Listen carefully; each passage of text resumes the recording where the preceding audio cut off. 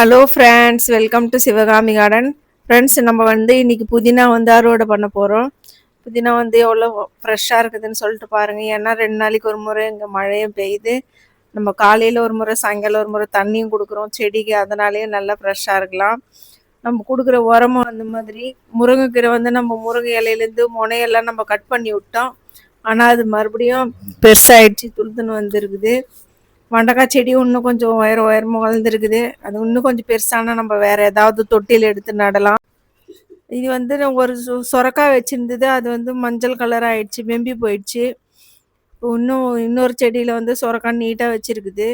இது நீட்டு சொரக்காய் போல் இருக்குது. கரும்பு நல்லா இருக்குது. பாருங்கள், பருப்பு கீரை எவ்வளோ நல்லா இருக்குதுன்னு சொல்லிட்டு ஒரு முறை நம்ம பருப்பு கீரை, முருங்கீரைலாம் எடுத்துன்னு போய் மறுபடியும் ஒரு நாள் பருப்பில் போட்டு கடையலாம். நான் நேற்று 4-5 மல்லிகைப்பூ செடி எடுத்து தனித்தனியாக நட்டு வச்சுருந்தேன். இந்த கருப்பு கேனில் 2 மல்லிகைப்பூ செடி ஒன்றா நட்டுருந்தோம். அதுதான் இது. இதில் நான் கனகாமரம் செடி நட்டு வச்சுருந்தேன். உங்களுக்கு காமிச்சிருப்பேன் நான் வீடியோவில். அது காஞ்சி போன மாதிரி ஆயிடுச்சு. அதனால் அதை நான் பிடுங்கிட்டு இதில் அந்த மல்லிகைப்பூ செடியை நட்டுட்டேன். பார்க்கலாம் இப்போ இது உயரமாக வளருதா என்னான்னு சொல்லிட்டு.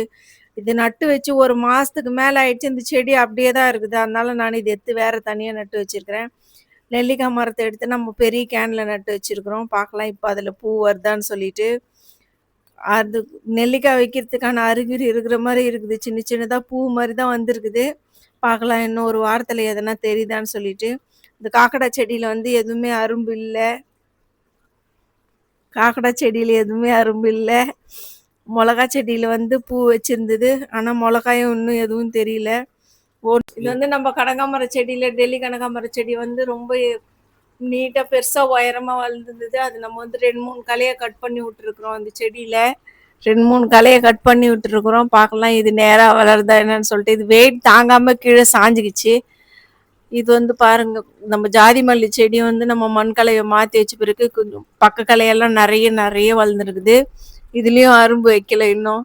இந்த அடுக்கு செம்பருத்தி அரும்பு மட்டும் பெருசாகுது, ஆனால் பூவே பூக்க மாட்டேங்குது. மஞ்சள் கலர் செம்பருத்தியும் அரும்பு பெருசாகுது, ஆனால் பூ பூக்கல. பார்க்கலாம் இன்னும் 2-3 நாள் பொறுத்து பூக்கிற மாதிரி தான் இருக்குது. இந்த வெள்ளை பூச்சிங்க விடமாட்டேங்குது இந்த செடிங்கள.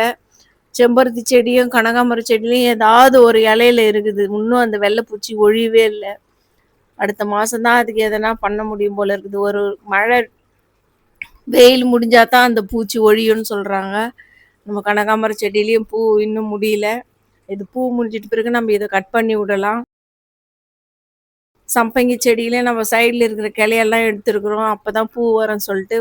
இன்னொரு சம்பங்கி செடியில் பூ ஒரு கலையில் பூ வந்திருக்குது. இது பாருங்கள் எப்படி இருக்குது. மஞ்சள் கலர் செம்பருத்தியில் அரும்பு பெருசாக இருக்குது, ஆனால் பூ பூக்க மாட்டேங்குது. இலை ஒன்று மஞ்சள் கலர் ஆயிடுச்சு. நம்ம நாட்டு செம்பருத்தி பாருங்கள் எவ்வளோ அழகாக இருக்குதுன்னு சொல்லிட்டு. கலர் எவ்வளோ அழகாக இருக்குது. நம்ம செம்பருத்தி செடியிலேயே எல்லாத்த விட இந்த செடியில் மட்டும்தான் நம்மளுக்கு பூ பூக்குது. இன்னைக்கு 7-8 பூ பூத்துருக்குது. நம்ம கார்டனில் இவ்வளோ தான் ஃப்ரெண்ட்ஸ். இந்த வீடியோ உங்களுக்கு பிடிச்சிருந்தா நீங்கள் லைக் பண்ணுங்கள், கமெண்ட் பண்ணுங்கள், சப்ஸ்கிரைப் பண்ணுங்கள். Thank you friends.